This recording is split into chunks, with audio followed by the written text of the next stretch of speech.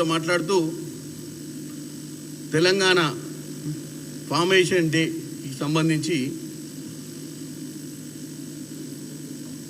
ఇప్పటికిప్పుడు తెలంగాణలో ఎన్నికలు పెడితే 100 సీట్లు వస్తాయని చెప్తున్నాడు. ఇప్పటికిప్పుడు తెలంగాణలో ఎన్నికలు పెడితే 100 సీట్లు వస్తాయా రావా అనేది మననే చూసినాం. ఎంపీ ఎన్నికలల్లో సంవత్సరం అయింది, ఎల్లుండికి సంవత్సరం, జూన్ 4th కౌంటింగ్ అయిపోయి 1 సీట్ రాలే. ఎమ్మెల్సీ ఎన్నికలల్లో మనం అవయదానాలు చేసి పక్క పార్టీని బతికించినటువంటి దాఖలాలు తెలంగాణ ప్రజలు చూసింది. మరి నీకు 100 సీట్లు ఏనంగా వస్తాయి? మరి ఇప్పటికిప్పుడు పెడితే 100 వస్తే 28, 29 లేదా 300 వస్తాయండి. పెరుగుతాయి కదా, ఆస్తి పెరిగినట్టు నీ లెక్కలు. మొన్న 0 వచ్చినాయి పార్లమెంట్ ఎన్నికల్లో, ఇప్పటికి 100 అయినాయి సంవత్సరం కాకముందే. మరి ఇంకా 3 ఏళ్ళు ఉంది, 3.5 ఏళ్ళు ఉంది. మరి 3.5 ఏళ్ళల్లో మరి 300 అయితే 300 అయితే మరి ఏ రాష్ట్రాలు కవర్ చేస్తావు నాయనా నువ్వు? తెలంగాణలో అయితే 119 ఉన్నాయి. ఈ లెక్కన నువ్వు పెంచుకుంటూ పోతే ఇటు తెలంగాణ, ఇటు కర్ణాటక, ఇటు తమిళనాడు, ఇటు ఆంధ్రప్రదేశ్ అన్నీ కవర్ చేసేట్టే ఉన్నావు నువ్వు. అటు ఇటు చూస్తే నెంబర్ చూస్తుంటే నీది. కాబట్టి నువ్వు చెప్పే మాటలకి అర్థం లేదు. ఇకపోతే రేవంత్ రెడ్డి గారు అంటే ఈ యొక్క ఆవిర్భావ సభ అనేది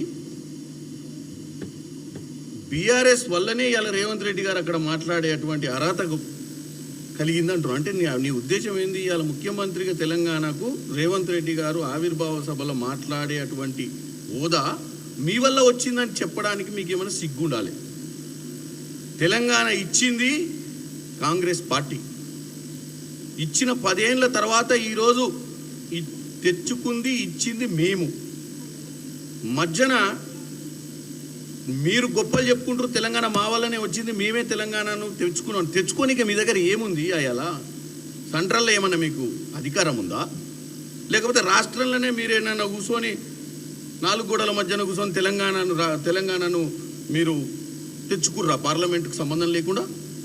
అయాల యూపీఏ ప్రభుత్వం ఉంది కాబట్టే, సోనియా గాంధీ గారు మాట ఇచ్చిరు కాబట్టే తెలంగాణ వచ్చింది. ఇలా ఆవిర్భావ సభలు జరుగుతుంది కూడా సోనియా గాంధీ వల్ల అనే విషయాన్ని మీరు మర్చిపోతుర్రు. ఇకపోతే దేశంలోనే త్యాగాలకు మారు పేరు కేసీఆర్ అంటున్నారు.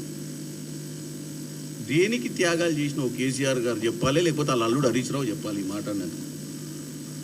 దళితుల్ని ముఖ్యమంత్రి చేస్తా, నా కుటుంబంలో అందరు అమెరికాలో సెటిల్ అయ్యారు, నాకు ఏ అధికారాలు వద్దు, తెలంగాణ వస్తే చాలు, నేను వాచ్మెన్ ఉద్యోగం చేస్తా, కాల్కి కనుక ముళ్ళు గుచ్చుకుంటే నోటితో తీస్తా అని పిచ్చి మాటలు చెప్పుకుంటే 10 ఏళ్ళు అధికారం అనుభవించారు. ఎవరికి బాగు చేసిర్రా మీరు? మీ కుటుంబంలో 5గురు బాగుపడ్డారు ఈ రాష్ట్రంలో. మీ కుటుంబం మొత్తం అమెరికాలో ఉన్న వాళ్ళు కూడా ఇండియాకి షిఫ్ట్ అయిపోయి బ్రహ్మాండంగా యువరాజు పాత్ర తీసుకొని మీరు త్యాగాల గురించి మాట్లాడుతున్నారు. దళితుని ముఖ్యమంత్రి చేస్తా అని చెప్పి ముచ్చట చెప్పి 10 ఏళ్ళు అనుభవించింది కాక మీరే మళ్ళీ అధికారంలోకి రావాలనే ఆకాంక్షతో తిరుగుతున్నటువంటి పరిస్థితి మీది. మీరు త్యాగాల గురించి చెప్పే పరిస్థితి లేనే లేదు. నేను ఇంకోటి అధికారులను అంటుండు, ఇలా అధికారులు చెలరేగిపోతుర్రు, ఏం చేస్తారో అర్థం కావట్లేదు, ముందు వాళ్ళ సంగతులు ఏందో తర్వాత తెలుసు అన్నట్టుగా మాట్లాడుతుండు. ఆ విషయం మీరు మాట్లాడితే మాత్రం గమ్మత్తుకుంటుంది. ఫోన్ ట్యాపింగ్ వ్యవహారంలో ఆల్రెడీ 3-4 లోపల వేసిరు. ఒక ఆయన రేపో ఎల్లుండో దిగుతుండు విమానంలో అమెరికా నుంచి. ఇన్ని రోజులు అమెరికాలో తలదాచుకుంటూ దిగిండంటే ఇవాళనే.